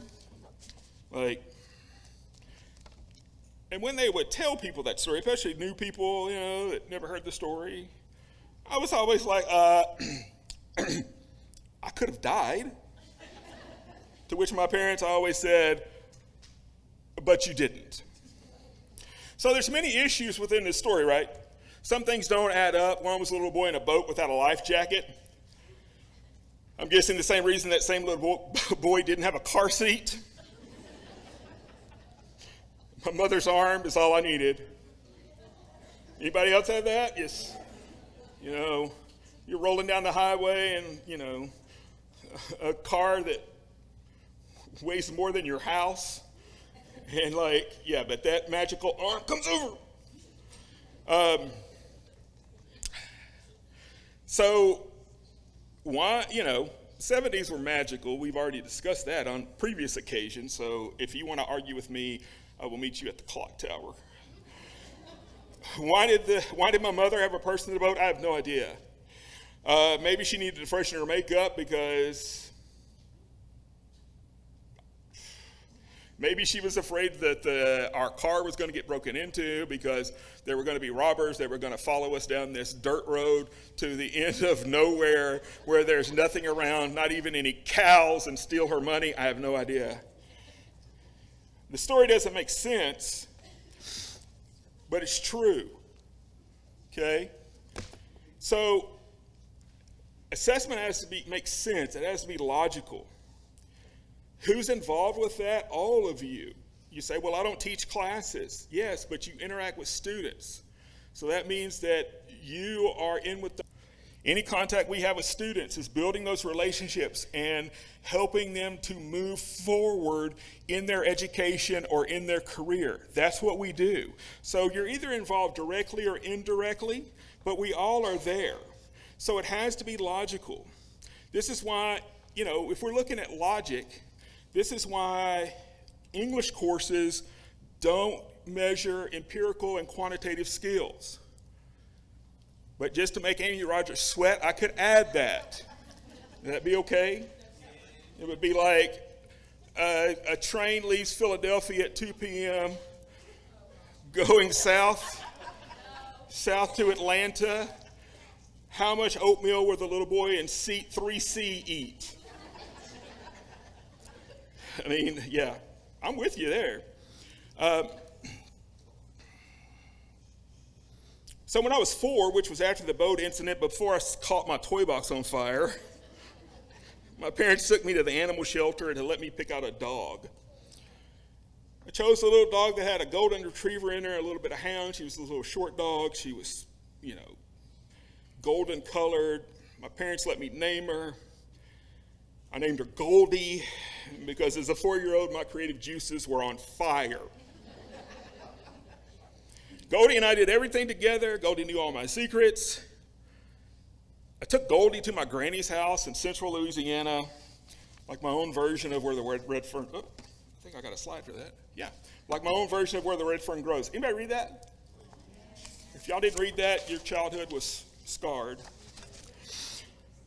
So if you didn't read Where the Red Ferns Grows and Bridge to Terabithia, then I'm going to have to put you on a PIP. You're going to have to get a performance improvement plan until we get that taken care of. So at my granny's house, Goldie ran off. So my dad and my uncles searched high and low. Now, my granny lived in the woods. She lived close to Natchitoches, Louisiana, where they filmed Still Magnolias. One of my great aunts, they used to really enjoy this, because I was getting a degree in theater, and one of my aunts got to be an extra in Still and sat literally behind all the stars, like she's in the shot, like there she is. And so they used to give me hey, you went to school for that, and you can't get on there, but here she is. Thank you for your support. 2 years later, my Uncle Jimmy went hunting. He found Goldie, brought Goldie back to Shreveport, and we went and got her. Goldie was back. She knew me, she recognized me, a boy and his dog. But I later learned that Goldie had changed. You see, sometimes Goldie would sit in the middle of the driveway and howl at the moon. Goldie had been running with a pack of wolves or coyotes in her 2-year adventure, but she had adapted to her environment. So like Goldie, assessment must be adaptable. As you have seen in your time here, as we have seen in the last year, as we start looking at funding models, as we start looking at requirements for different grants, as we start looking for what the federal government is going to require of us as an institution, we have to be adaptable on that. Okay? Assessments have to be fluid. As the world of education changes, we have to change. Goldie was still Goldie, but just different. And as I always remind you guys, different isn't bad, it's just different. Now you're thinking, now Spencer, that guy is different. And that's okay, because I still love you. So how adaptable do these need to be? I'm not one who is resistant to making assessment changes as we need as an institution. There's some things that if it's just not working, we need to change it. Other things, the general rule is that you have data for 2 years that says this change needs to be made. If there's something that we know and the experts in that field, in that area know this isn't working, well, we can change that anytime we feel that we need to change that. So we can make changes. I want to emphasize that with you. But we may not be able to make them exactly when you want to, okay? You know, one thing that I'm really emphasizing is that we have to let programs, we have to let assessments, even those of you on the staff side, when we start talking in a few minutes about administrative outcomes, we got to try it and see if it's going to work. Then after a couple of years, if that doesn't work, then we can change it.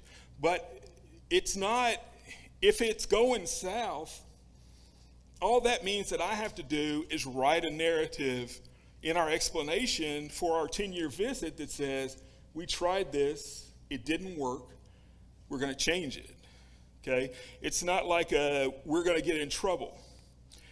It's sometimes things don't work. This summer, Dr. Morrison and I and some of you in this room were working on an issue with a school district. It was not a good situation. I won't go into the details, but it wasn't going as we had planned. And so the idea that we had was not going to work. And so he sent us an email, the people involved in this process, he sent us an email that, hey, this isn't going to work. We're going to have to do, plan B. And at the end of the email, he put, sometimes you lose. And for me, as a person in my position, that was comforting to hear, because sometimes you do lose. Now, neither one of us, neither he nor I like to lose. I really don't like to lose. My goal when I was at Panola College was to go and steal the metal Roadrunner in front of Angelina College. I'm standing here today, so obviously I didn't do it. But I don't like to lose, but sometimes in order to win in the future, you have to lose right now, okay? So, sometimes that happens. So we have to make these changes from time to time. Now, I want to keep y'all from lunch. I want to talk to you about a touchy subject. I'm glad my wife's not here. Talk to you about my first love. Anybody here have first love? Don't be bashful now. There we go. Anybody married their first love? Oh, that's so sweet. It is. Man, my first love, this young lady melted my heart. Blue eyes, blonde hair, voice like an angel. My wife has come to terms that I may never get over this lady. My wife isn't jealous. You see, my first love as an elementary age boy was Barbara Mandrell.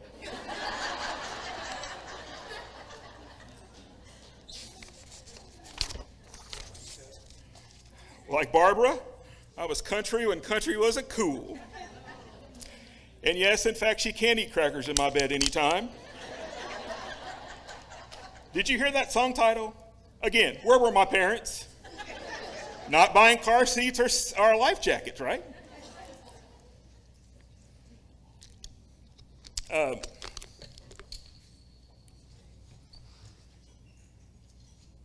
So,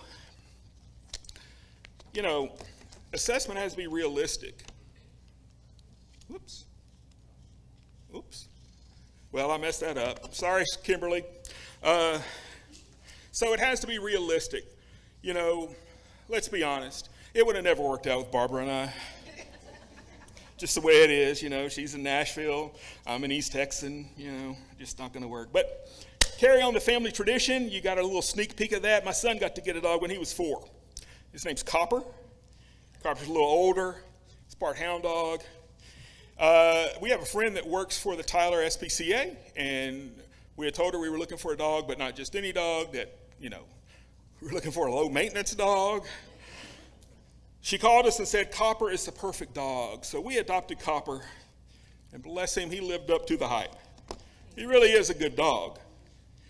Well, this time last year, my wife and son wanted another dog. I didn't want another dog. So we compromised and got another dog.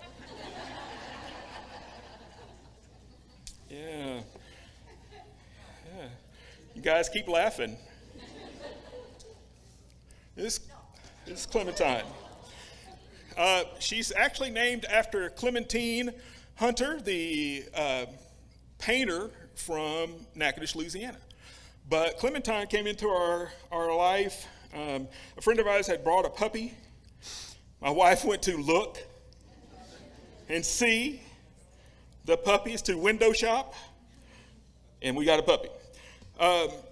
Now, the people who had the puppies, Clementine was born with a deformed paw, so they didn't know what they were going to do because, she wasn't a purebred anymore.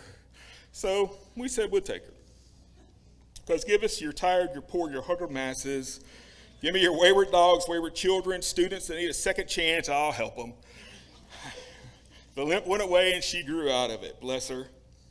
Because authentic assessment is about compromise. And you say, I am who I am. I am authentic. Are we really, though? I mean,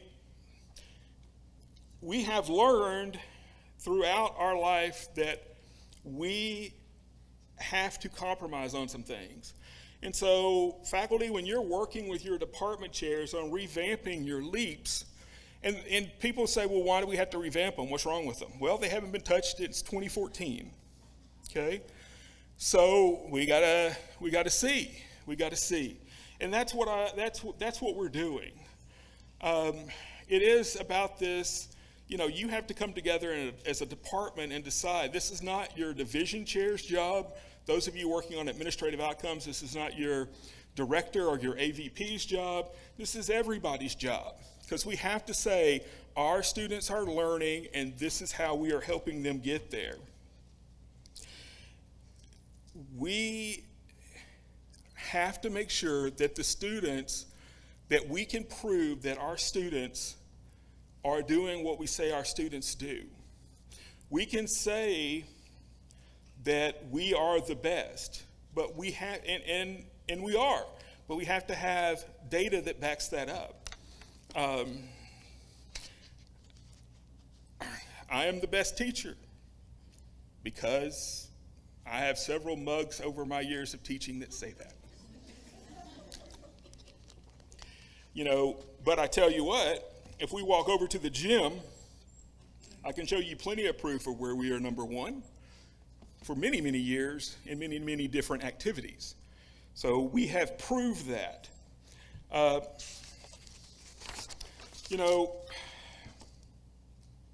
We're going to, that on the academic side, we have LEAPs, the Learning Enhancement Assessment Plans. The LEAPs, I'm not going to go over all of this, but this is kind of the process for the LEAPs. And again, this is something of kind of how we look at that information as it flows through. But what we have is these general educational outcomes. There are 6 of these that are mandated by the state. There are 2 of them that we added, so we have a total of 8. The state says we have to assess 3 in our core curriculum for each core class. I wanted to cut it down to 2, but the administrative code says you can't do that. So, but what I don't want us to do is to continue to try to put a square in a circle, or vice versa.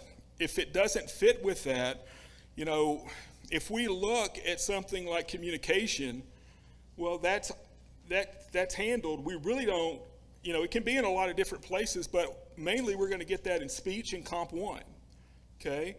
That's where our students are going to get that. And it's part of those, it's even part of the 15 hours that they take on the workforce side. So we have these different ones. First, we start off with critical thinking. Critical thinking, we can define it different ways all day long. Historically, back in the day, it was assumed that when a student walked across a college stage that they were a critical thinker. We have learned throughout the years that that's just not true. Are we, when I think about critical thinking, in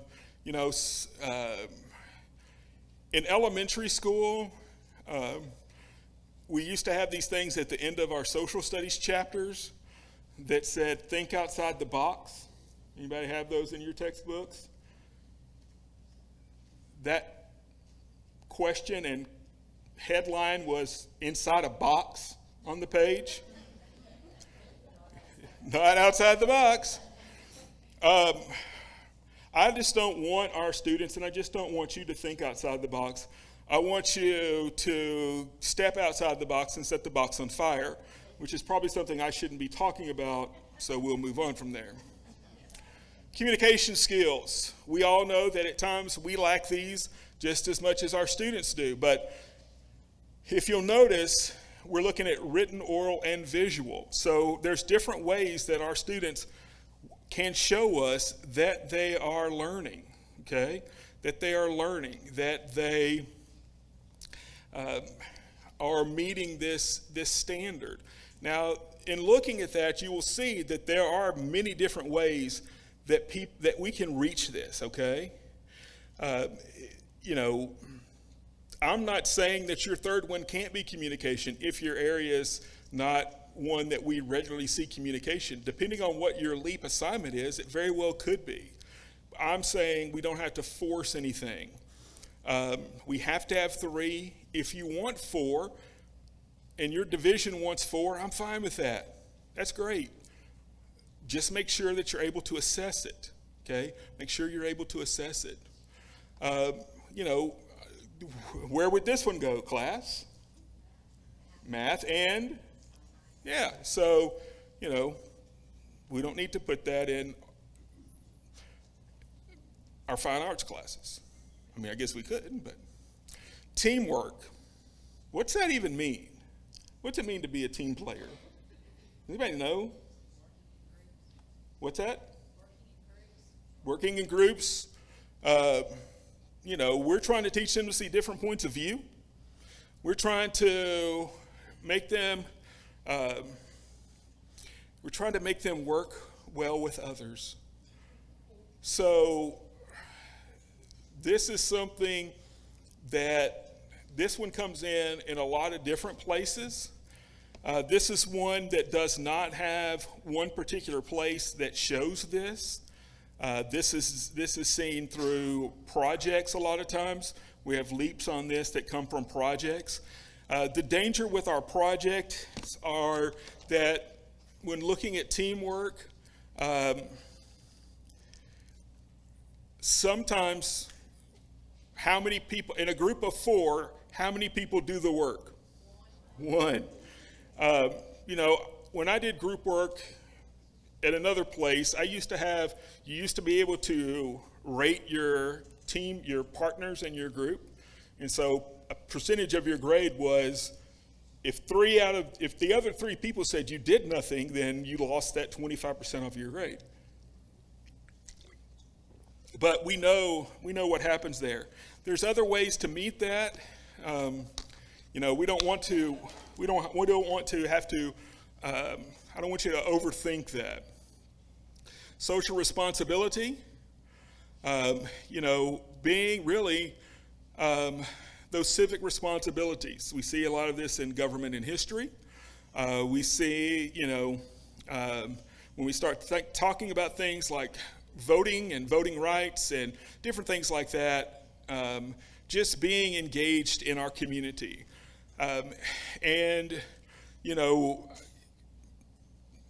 Outside of the classroom, we also see students who are, whether they're with their organization that's volunteering somewhere here in town, or they're working with different organizations in town, our students are doing this not just in the classroom. Personal responsibility, we're wanting them to have that ethical decision making, okay? Now, this one gets a little tricky, right? A lot of this, sometimes we use writing assignments for this, if you look through what we've done. But as I worked with the division chairs for the last few weeks individually, I told them, again, nothing is off the table, and there's multiple things we can try. And, it's nothing locked in. We may pilot something and it might not work, so we might have to change it. And again, that's okay. Technology. This is one of the slides I messed up. Sorry, Kimberly. So with technology, utilizing it, okay, and accessing it, so really what they're asking for is students to integrate it, okay? Obviously we do this with BCIS, but then some of you, we start thinking about other things that we do, Canvas, the students' use of Turnitin, the students' use of different platforms, if they have, even if they have their textbook online, some of those things do address those technology needs that our students need to know about. This is one that was added, that we added years ago. And then career entry skills, okay? This one, when we think about career entry skills, the first thing that we think about is workforce, because they're getting that certificate, they're getting a degree, and that's usually it for them. They are moving on to, we hope, the workforce, okay? We hope those students are, some of them are moving on academically. So this addresses both of them, and this really is more than academics. Do our students always know how to dress for their first day of work? Yes, no, maybe? No. Yeah,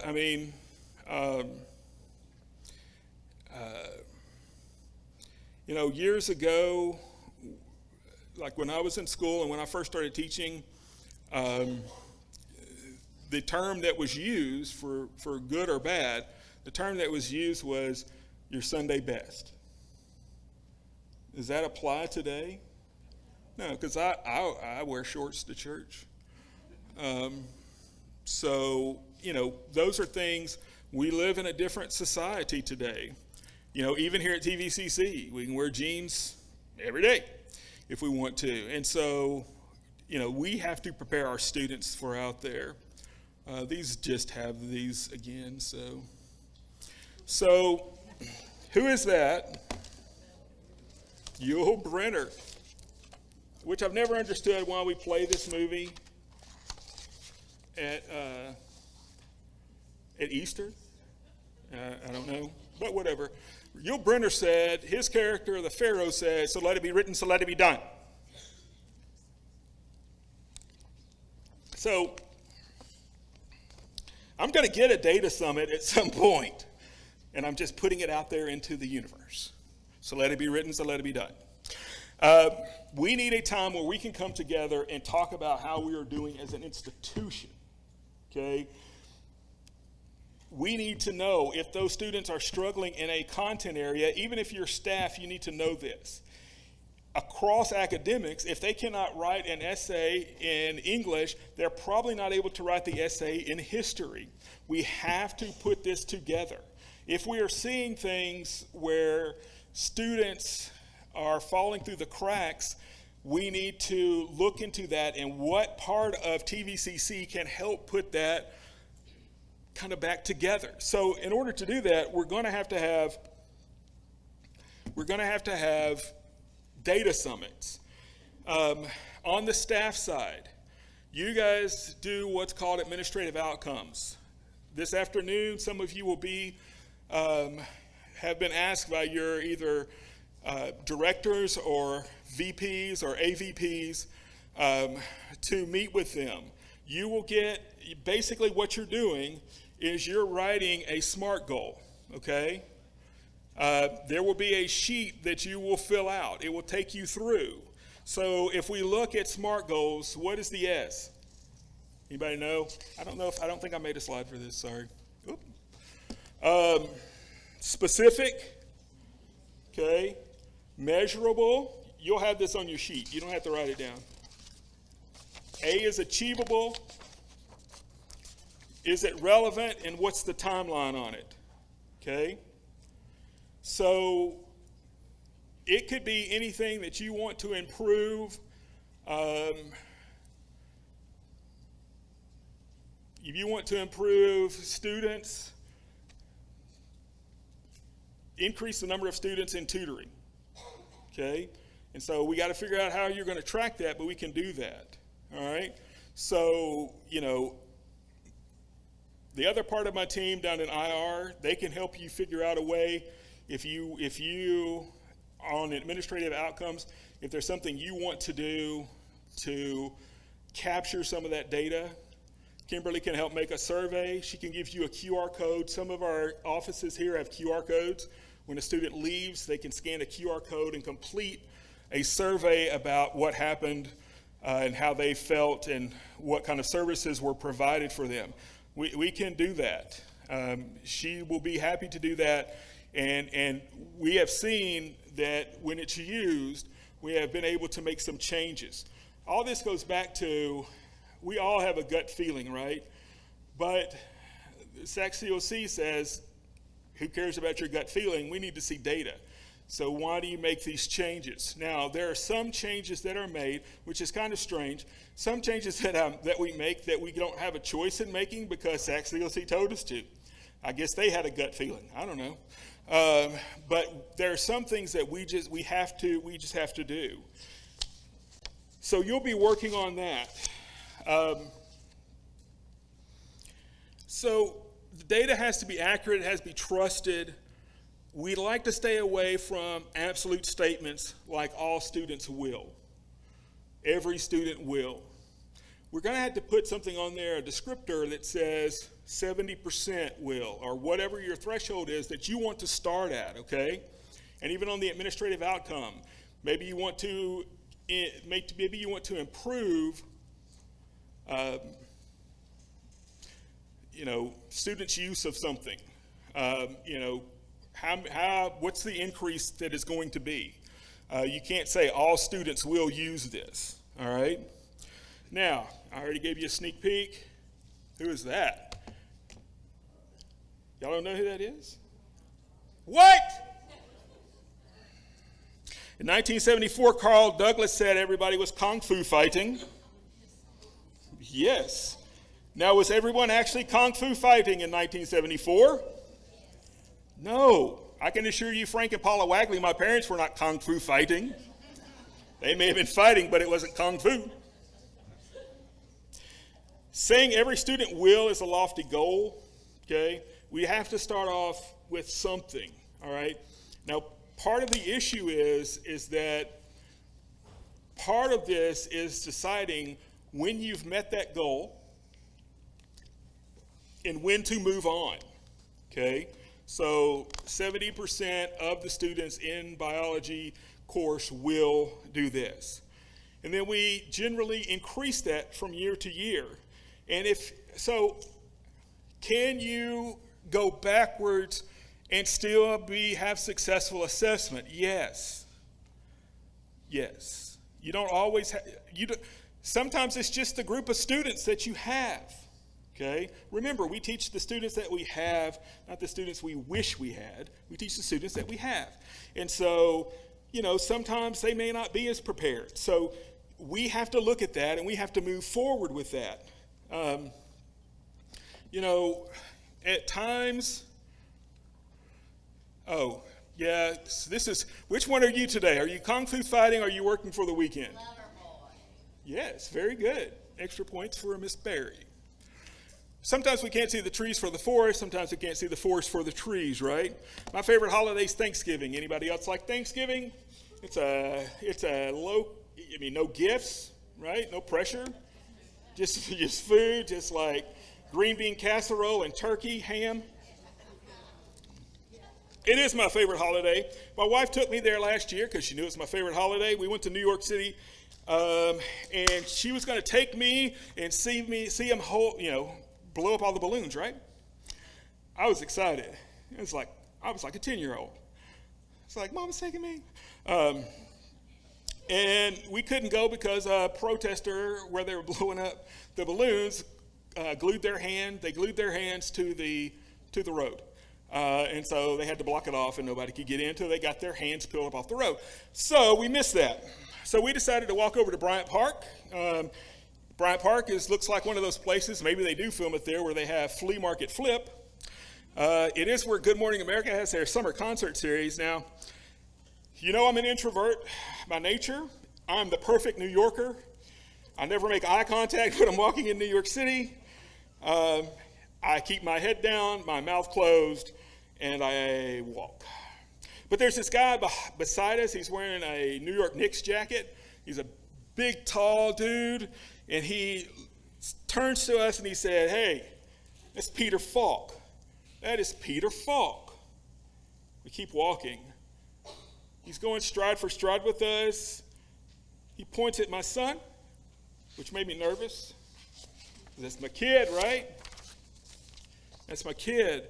He says, "Peter Falk, sir, your son is Columbo. Look at that hair." I'll let you be the judge. There's Columbo. This was taken right after we got back from the trip. What do you think? I hadn't thought about Columbo in 40 years. He also really likes Dairy Queen tacos. Okay? Maybe, I would have never thought about that in 1,000 years. Maybe I should buy him a trench coat and a cigar and tell him before he leaves rooms, he should be like, "Just one more thing." Now, many of you know I've lived in different states, done different assessment in different places. When I moved to Kansas, I saw it as a mission opportunity to spread the good news of Texas. Introduced them to Wolf Brand chili, Whataburger, barbecue with barbecue sauce on the side, chili without beans. My friends in Kansas had one joke. It never got old to them. If we saw them today, they would tell you the same joke. "How do you know that Spencer is from Texas?" "Just give him a minute, he'll tell you." I resemble that remark. How Texan am I? The first time I ever told my wife I loved her was at a Whataburger in Marshall, Texas. My wife often tells me you can take the boy out of East Texas, but you can't take the East Texas out of the boy. But I want our students to feel the same way about TVCC. I want them to be proud of where they go to school. I want quality education to continue to be what we do. Texas has a proud tradition of quality community colleges. And I'm telling you, we're going to be the premier one. But it begins with us having this data, having these conversations, and painting that picture, okay? I want everyone else to see what I see. Campus full of faculty, staff, administrators who care about our students. Just the other day, Dr. Morrison and I were speaking with someone. And we told this person that he and I, as administrators, were concerned about two priorities with employees. You work hard, you care about our students. That's it. We don't have some big, long philosophy of our, leadership skills. It's two things: work hard, care about the kids. That's really all we have. This afternoon, faculty, you will, in that center time period, you will have the opportunity to work with division chairs on new leaps and start that process.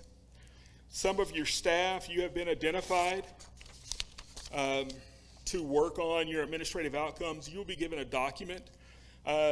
With the administrative outcomes, the people who are in those groups, you can do it multiple ways. There should be plenty of copies. If they're not, I can get you more copies.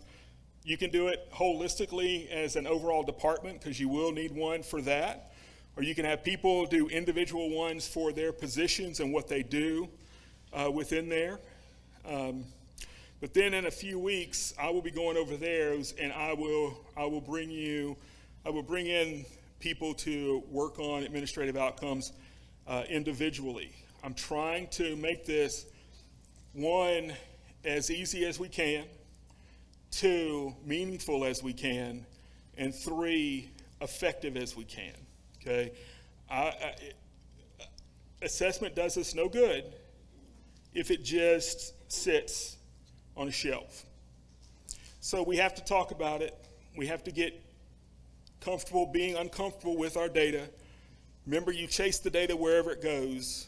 We don't change it. We just chase it and make those changes based on what we see. Oh, there's the Whataburger. I appreciate, and I'm not just saying this, I say it all the time, even when you're not here. Appreciate your dedication to our students, faculty, staff, administration, because together we are the fabric of TVCC.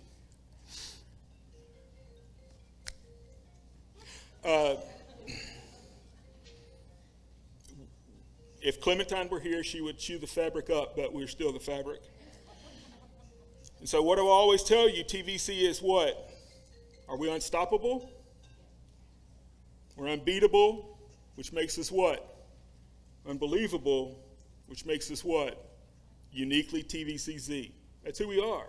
It's in our bones. It's in our hearts. It's in our minds. That's all we do. All we do is produce solid students who will make Texas and our nation a better place, because we are giving them an opportunity to do things just like Valerie talked about with that students who thought they didn't deserve to go to school. We're giving them opportunities to do things they never thought they could do. And that right there is why we come to work every day. You know, that right there is what gets me out of bed every day, because I know there's somebody here that needs us. That needs us. This, I will remind you, TVCC is their Harvard. Okay? And let's live up to that hype, okay? Let's be who we are supposed to be, and let's continue the rich traditions that we have. I do thank you for your time this morning. I hope that you've learned something, and you please know that if you take away nothing else this morning, please know that you are appreciated and that I do appreciate you. And, you know, you'll say, well, you don't even know my name. Well, I'm working on it. But you know, I care. And I want you all to be successful, and I want our students to be successful. So thank you very much. Have a good afternoon. I'll be around walking through Tech and Gibbs if you need something.